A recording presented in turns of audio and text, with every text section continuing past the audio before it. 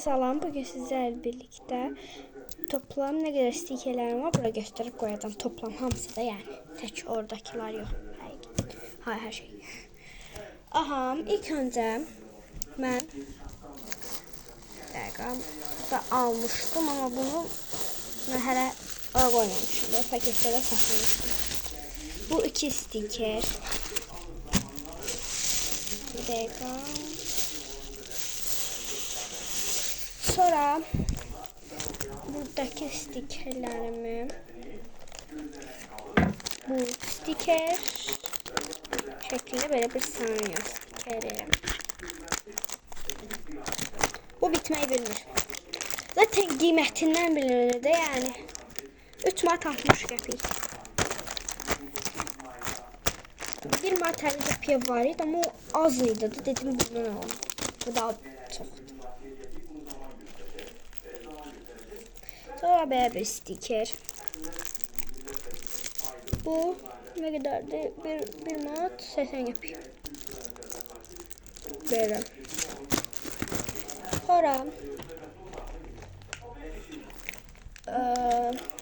bu şekilde böyle bir stiker. Böyle bir stiker. Sonra böyle bir stiker. Bunlardan alacağım ya. Bu çok güzeldiler. Sonra devre töküldü.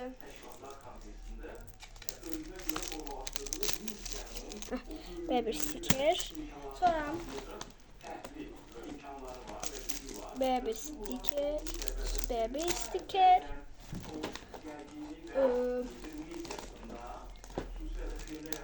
Böyle bir stiker. Böyle bir stiker. Böyle bir stiker. Böyle bir stiker. Böyle bir stiker. Sonra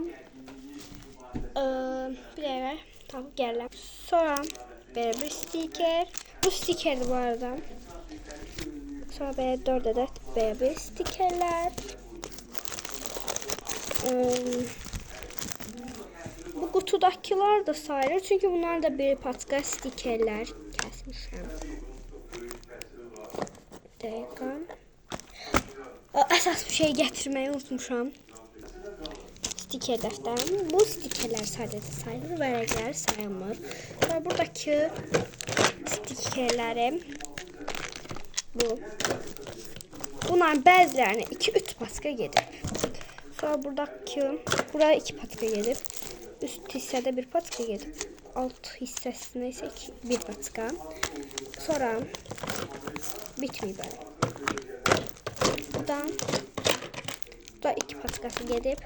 Burada 1 patkası gedib. Sonra birdəki stikerlərimin 1 patkası kəsmişəm, bunun içine koymuşam. Dəqiqə, çox idi. Bu niyə az oldu? Dəqiqə. Neyse çatmır bir dəqiqə. Çatışmamazlık var burada. Anladım hansı stiker. Tam belədir. Bu şeydəydi. Dəqiqə. Bunun içine koymuştum. Bunun içindeki yaşlı stikerler. Bir dakika, burada da stikerlerim var. Pardon. Bu. Marşa stikeri. Sonra. Bu. Var yani. O yaşlı stikerlerim vardı. Bu içinden çıkan. Ondan 3 tane. Onu da sayar. Burada değil ama. Tapmak çok lazım değil. Belaydı. Hayda bir de gerekli olan hamısını yapıştıram. Belaydı. Ama almağa devam. Bugünkü videomuz da bu şekildeydi. Kanalıma abone olup like atmayı unutmayın. Sağ olun.